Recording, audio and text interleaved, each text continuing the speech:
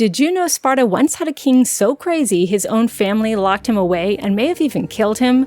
When King Anaxandridas died around 520 BCE, his eldest son Cleomenes became the new hotly disputed king of House Aegaeid of Sparta. Hotly disputed because Prince Dorius, his younger brother from another mother, immediately contested Cleomenes for the throne, claiming he would be a better king because he was both an excellent soldier and perfectly sane, which apparently Cleomenes was not. But the conservative authorities chose to follow Cleomenes, and they would regret that.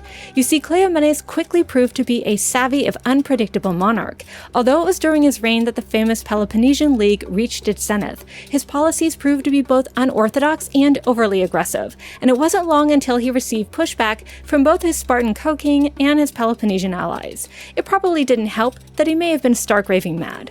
According to ancient historians, Cleomenes was responsible for a laundry list of deranged actions. This list includes whipping temple priests during a Thanksgiving offering to the goddess Hera, bribing the priestess of Delphi to slander his co-king, chasing said co-king out of Greece, having an affair with his friend's wife, ransacking the holy sanctuary at Eleusis, threatening his own allies with war, throwing Persian messengers down a well, and burning men alive in a sacred grove. One source, admittedly a late and rather dubious one, even claims that Cleomenes flayed alive the eponymous hero of Anthana and wrote oracles on the victim's skin. Even if only half of this is true though, it's clear that Cleomenes was becoming a serious nuisance to the Spartans and their allies, and after years of aggressive behavior, the Spartan authorities clearly had enough of his antics. Sometime in the 490s, after the king returned home from kicking up trouble elsewhere, his relatives immediately ordered his arrest and clamped him in the stocks.